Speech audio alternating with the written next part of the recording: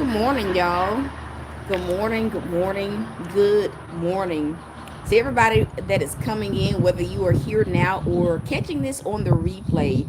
Happy Tuesday to you guys. As you guys can see, we are back with another, I'm going to call it an episode or an edition of Daily Manna with Tea. This morning has been a pretty pleasant morning, to say the least. I'm a I'm a start there. So this morning has been a pretty good morning to say the least. I've been in a phase or in a space in life where life has been all about deconditioning myself from always rushing or holding myself to such a schedule that sometimes I miss God. And so today has been a pretty pleasant morning, like in that regard. I've had a lot of time. I've had a lot of time to spend with God. I've had time to just really coast into this day. And so I guess that will be what I'm grateful for. I'm grateful for the life lessons that we learn along the way. I'm grateful for God deconditioning my mind and my heart space, out from a place of trauma into a place of wholeness. And so that is my thank you to God. If you're catching this, what's up, myaniii? If you're catching this on the replay, go ahead and tell God thank you and tell us one thing that you are absolutely grateful for. I sat out here this morning. I have a pretty busy day. I'm not even gonna lie to y'all. Yesterday being outside whooped my tail. I gotta just have a little side note. It whooped my tail. I'm thinking, oh, I'm just mowing. It was hot and it was plenty hot. I'm like, oh, I'm just mowing. I'm good. Baby. About an hour after I got done mowing, that tiredness hit me like a ton of bricks. I'm not even gonna lie. So I'm soaking up all the little breeze that I can before I have to get back out there. Today's not gonna be too bad of a day, but Thursday we gonna be out in those pastures, cutting down the grass out there. So with that being said, today I set out here and just spending time in God's presence. Man, that heat got me good. I had to sit down. I took a nap, like I took a nap because I still had to work out. I took like a little hour nap, and I woke up. I'm like, Lord, why am I so tired? Like, why am I so worn out? It was the heat. He was like, remember, like you was out in that sun, like in the thick of it. It had to have been all of 90 degrees on yesterday. And so as y'all can see, I got on long sleeves. I know y'all probably like, T, if it's hot, why you got on long sleeves? God gave me the option. I'm gonna say this and I'm gonna get into the word today. But God gave me the option. He said either you wear some sunscreen or you put on some long sleeves and wear a hat. So I put on some long sleeves and wear a hat because who want to walk around smelling like sunscreen? I don't. I'm really good on it. But anyway, this morning I sat out here just soaking up some of the sun and really just spending time with God. Spending that quiet time, just that time to just kind of just set the tone for the day. I believe that is one of the most important things that any of us can do is when you wake up, instead of rushing into the day, like give yourself enough time to like actually just sit and process where you are. Give yourself enough time to calibrate your spirit before you enter into the day, because a lot of times, oh, thank you so much, thank you so much, a lot of times we enter into the day and we have the stench of yesterday on it, and we're immediately like problem solving. And so I have found that my days are more peaceful when I just take that time to just really just sit and spend time with God, when I just sit and actually process where I am, work through whatever heavy emotions that I feel. But that's just how I feel about it. But I was sitting out here and the Lord began to deal with my heart about, like, exactly where he needs me to be. And I feel like can be one of those things that sometimes when we're waiting on God, we feel like, man, I'm far behind or I'm not where I should be. And sometimes, like those thoughts can weigh you down. I remember like being in my wilderness, and it was a season where I truly felt like everybody was passing me by. It was one of those, Bo, stop that. No. It was one of those seasons where I definitely thought that I was I felt like I was behind schedule. I felt like had I not done certain things that I would have been a step further. And it was this one particular day that God is reminding me of even now. And I remember like being in my mom's house at the time. I was believing God for living arrangements. I was believing for to blow on the ministry, for him to elevate even and increase me in the realm of business and entrepreneurship. And I remember like sitting out there, and it's like sitting standing at the door. I was kind of sitting at the door. It was raining, and I remember like telling God, like, it feels like high school all over again, where everybody's getting their cars, everybody's getting their license, and I'm just on the outside looking in. And so this morning, like, I set out here because the month of April has been one of those months where, to a certain degree, I've kind of felt like in some certain areas, am I like missing it? Have I missed like my best days in these particular areas? Like, am I behind schedule? And honestly, when you feel like you're behind, you unconsciously start to rush God. Let me get me some water.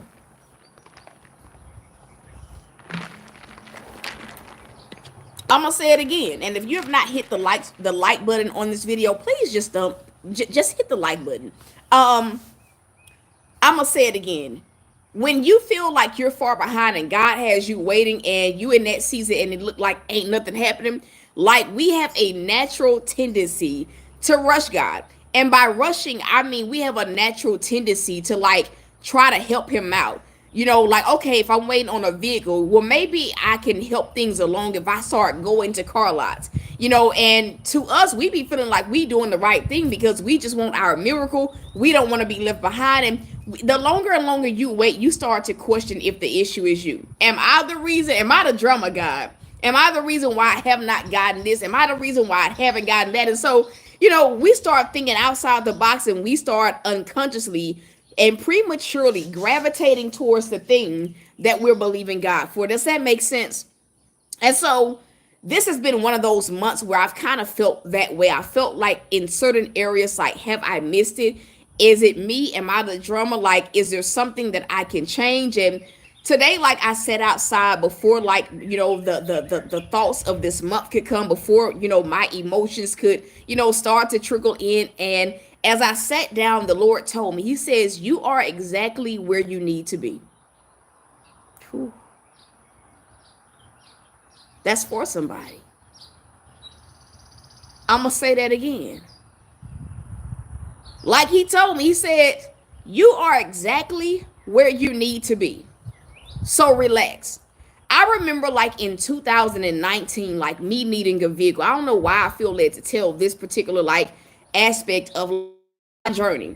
But in 2019, like, I was, believing God for a vehicle. At the time, I was driving a 2000 Toyota Avalon. The year was 2019, so you do the math. I'm driving an almost 20-year-old vehicle. And the vehicle had started to like give me such issues to where I knew that the grace was about to run out on me driving the vehicle. And that's one thing I can appreciate about God.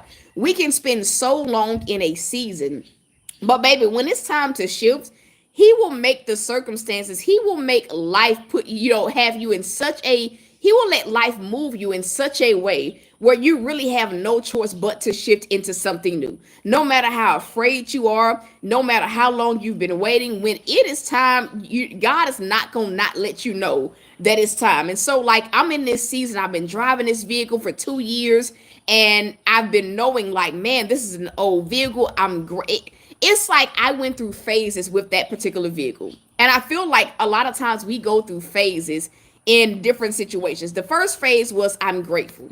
I'm grateful for what you've given me. Can I just flow? Y'all got time for me to flow? Like, that was the first phase of, after my car getting repossessed and God giving me that vehicle to drive. The first phase was, I'm grateful. Like, I'm just excited that I'm not stuck. I'm grateful that I'm just grateful.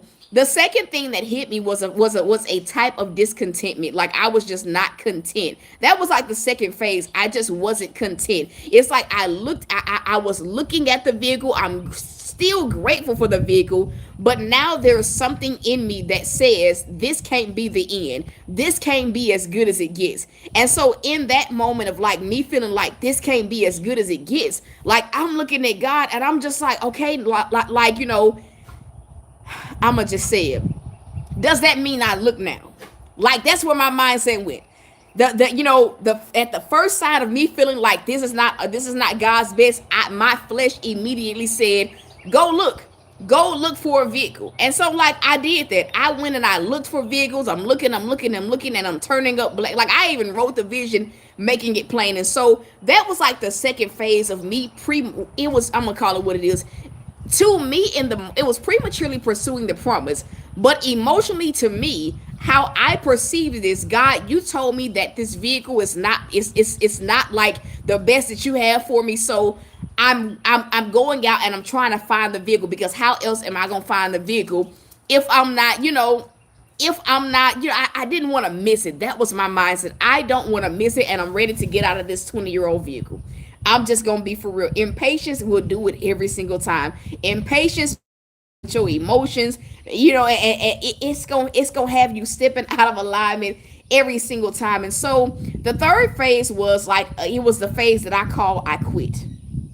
I'm tired of pursuing this thing, because I keep pursuing it and ain't nothing. Ooh, I feel the Holy Spirit. I keep pursuing this thing and ain't nothing happening. I keep knocking on this door and the door is not opening. So I simply quit. I don't want to look at vehicles. I don't want to go to another car lot. Like, I even went as far to tell God, if you want me to get a vehicle, you're going to have to make me get one. At this juncture, you're going to have to put me in a position to where I don't have no choice but to do it. And when I really sit back and think about it, like, that is how God operates in any area of our life. When it is time for you to shift into something new, when it is time for you to receive an upgrade, when it is time for you to, walk through the doors of your own promised land, God is going to. It's like the evidence will show. Everything around you will be pushing you in a certain direction. And I feel like that is one of the biggest lies that the devil tells us, is that we will miss it if we don't move, right? Especially in seasons where all we can do is wait on God. The devil oftentimes will tempt us to make us feel like if we don't move, we're going to miss it. And so that was really my mindset, like in that season. Like, I went through those three phases. I went from happiness to I'm uncomfortable to, you know what, I quit. I'm tired of pursuing.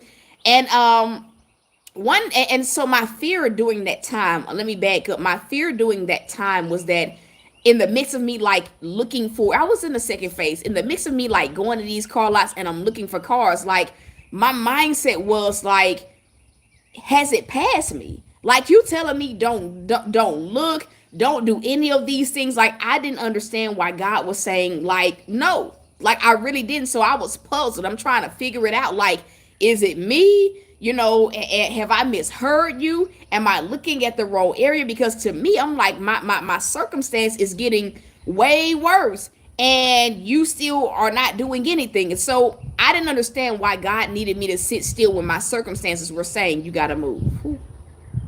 Oh, that's heavy. A lot of times life feels that way. A lot of times faith feels that way. God will ask you to do nothing while your circumstances are getting worse. God will ask you to do nothing and you got a whole storm raging around you. And I'm gonna just say this, the greatest warfare in moments like that is the warfare that comes from our mind. The every reason, evoking any and every fear that he can to make us move when God needs us to sit down. And so that was me in that season. And maybe a few months later, after I had finally said, you know what, I quit, things happened in such a way where the mechanic that I was using at the time, he said, T, don't drive this car no more, it can catch on fire at any time. And so, I remember before that moment, like maybe like a month before, like I got the news that I couldn't really drive that car anymore. God had simply told me, what I have for you is not there. You think I got you sitting still, as a form of punishment while I bless everybody else. You think, you think I'm just not going to do it. You think that you're the issue, but really in reality, me giving you a vision for this thing and talking to you about this thing is letting you know that it's coming, not that it's here. And so I realized in that moment that gave me a little bit more peace, like a month before, like I got the news, like, T, you can't drive this car. And so, like, I'm like, okay, the vehicle that I'm believing God for, it's not here yet. Like, it ain't on the lot. And so, fast forward a month later, I get that news, and it immediately pushes me into a space where I'm like, I have to like move. Like, I have to look for a vehicle now. Like, I don't have any choice. Like, I'm at the end of my rope. It ain't no way that I can get around this thing. And so I began to look for a vehicle. And this was like a Friday afternoon. And I found a vehicle. And I found two vehicles actually. One was an Audi A4 and the other one was a Altima. It was like a 2015 Altima, fully loaded, leather seats, push start. The Altima was nice. It was all those things. It just didn't have like it didn't start. So they were both at the same car lot. And so I remember God telling me that following Monday, like, you need to go and view this. You need to go and you need to view these cars. You need to go and test drive them. So boom, that Monday gets here, and let me just give a preface to it. The car lot that these vehicles were at was one of the first car lots that I went to when my car got repossessed. This was a car lot that I went to, and they had like this Tahoe that had like 300,000 miles on it. Why I wanted that Tahoe with all them miles on it, baby, I do not know. But it was the same car lot, and so I'm already like iffy, like, oh, I don't want to go back here. These people gonna think I'm just playing in their face. It had been like 2.5 years, but needless to say, I go to this car lot on a Monday. It's raining. My car, I had enough grace to get to the car lot, and so boom, I get to the. I know, right? I get to the I get to the car lot. I wanted me a Tahoe, baby, and it was souped up. It had rims. It had a speaker system. Like, it had just, child, I don't know what I was thinking. So grateful God didn't give me that. I still want a Tahoe, but I'm so grateful He didn't give me that one. But but anyway, so I get there and it's raining. Like, it ain't like pouring down raining, but it's drizzling. And the first thing was, the car salesman didn't want to let me test drive the vehicles. Oh, well, we just washed them and da da da da this and da da da da this. And I'm looking at it, and I'm gonna just say this. When I first saw the Audi, I said, "Oh no, I don't want that. Nope, nope. That's, yeah, no, nope. I don't want that." And I feel like a lot of times when it is time for us to receive what God has for us, a lot of times you will at first reject the thing that God has for you, because especially if you have your mind made up on what you want, you are going to reject what God has for you. You just are. And so the salesman, after maybe about 2 minutes, he's like, "Okay, I'll let you test drive them."